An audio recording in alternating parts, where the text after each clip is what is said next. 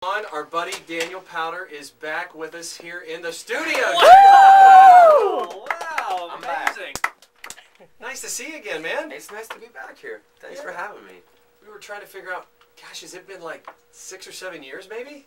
Is that possible? I took a long vacation. Definitely probably, according to some of the label people, too long, maybe. Too long. Yeah, and so, yeah, I'm back, so I'm ready to go. You know, sometimes, especially as big as Bad Day was back in 06, 07, whatever, as big as that was, right. You know, sometimes it's not bad to just kind of let that ride out for a little bit. Now people are really excited. You've got a new song called Cupid, and people are pumped that you're back, man. You know what, I gotta be honest, this time, like we talked about this once, I wasn't so, you know, after the Bad Day record, 2 years of touring, I was just like, oh my God, I don't ever want to see another tour bus in my life. I don't ever want to see, you know, I just wasn't, I was so burnt out and saturated, so, you know, most artists take a year off. But I thought I would try something new and like take 6 on it. And then, yeah. And you know, they found me with my beard down to the ground. And, like, you had some babies along the way. I had babies, you know. Life goes on. Yeah, bought a zoo. Yeah. Oh, sold it. Yeah, made some money. Do a movie on it. I was really inspired by the Matthew Damon movie, so Aren't we all?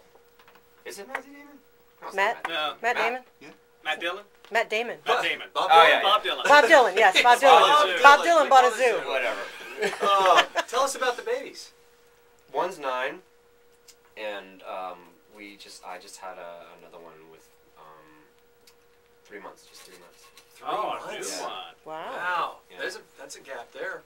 You know, it was like the first time. It was like the first time I ever had a kid because I don't remember anything about it. Like, you know, you start trying to change their diapers and you realize that the diapers are supposed to go under, not on their head. Oh, and yeah. Like, oh, That'll do it. Yeah. So I got to work on. I was gone so much for my first baby that it was I'm trying to see if I can kind of balance it this time. You know. Well, and didn't you say that really your 9-year-old had a lot to do with you kind of getting back in the saddle and doing this, right? She did. I mean, she's very bright. She's a very compassionate person, and you know, I spent a lot of time with her because I'm divorced, but I spent a lot of time with her because I want that relationship to be the way it's supposed to be with a father, rather than the way it was with a father, which was like I was never around. Right. Plus, I don't want to pay for all her therapy bills when she's like 20 and she hates her dad. Right? So I'm trying to save some money that way. So. Wow. So she kind of said, "Hey, Dad, you should be getting back out doing this." Yeah, she was just, you know, it wasn't just her, but she was the kind of tipping point. Yeah. You know, like she was the one I remember saying, it's like, you can't sit around here anymore, Dad, and watch TV. It's getting really sad, you know. And I thought, you know, it was a great idea, but you know, there was a lot of music in me still. I think there still is, but it had gone away for a long time, and then I was kind of like Bad Day, things started rolling back in my head again, and what is this noise, this newfound noise in my brain, and I started putting them down on piano, and hence there's a new record, which, by the way, I think is I'm the most proud of all. I mean, I think everybody says that though, right? Yeah, they probably do. This is the best movie I've ever done, and it's right. That one with what's his name, Cupid Jr. Right after he did Jerry Maguire, he did that Sled Dog movie. Oh, remember? Snow Dogs? Snow Dogs. Yeah, I was thinking Snow Dogs. Ouch. That was good though. Anyway, so yeah, it was time to go back, you know, and I had such a great time. I made the record with Howard Benson, and I just kind of gave up trying to control everything. I've been such a control freak, like the whole process as far as making records and, you know, who plays on it and this, it's just so exhausting. And so I just like went, whatever, I don't care who produces the record, let's just go. And Howard did an amazing job. So. Tell us about Cupid. Yep. Cupid, that kind of...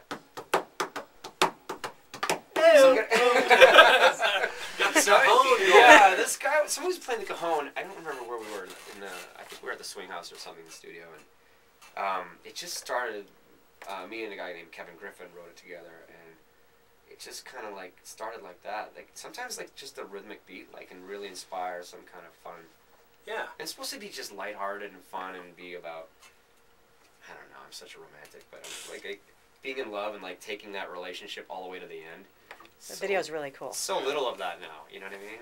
Like, there's not a lot of families that stay. What is it, 58% divorce rate now? I heard? Yeah, that's got to be a little tough. Yeah. But it's just summer, light, fun. It's so everybody catchy. should relate it. I want songs like, I think we talked before about music should be relatable. Like, I don't find introspective singer-songwriter, painful music about their soul and how damaged they are is really interesting to most people. I mean, not for me. I find it better when you can write something that people can relate to.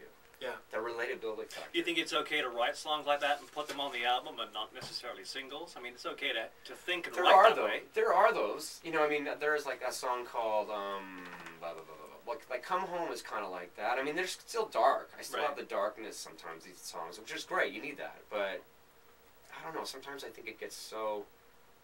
When I started writing it, the first thing I did is I always wrote about myself. And because I was a rookie, and I felt like that would be what, you know, people would want to hear. But then nobody understood what the lyrics meant, and I was like, well, I don't like that. So I think it's a balance, you know what I mean? A little bit of a balance. Well, you've come up with another really, really catchy song that we're enjoying playing here on Mix 107.7. And Sean, I think we should probably play it right now. I think so too. We're going to head down to the Wendy's Lounge and watch Daniel crank it up in front of the Lucky Mix listeners, and we are so glad you stopped by. I'm very, very happy to be here, and thank you guys so much for your support. You know, I really appreciate it. Thank you, Daniel. Daniel Powter.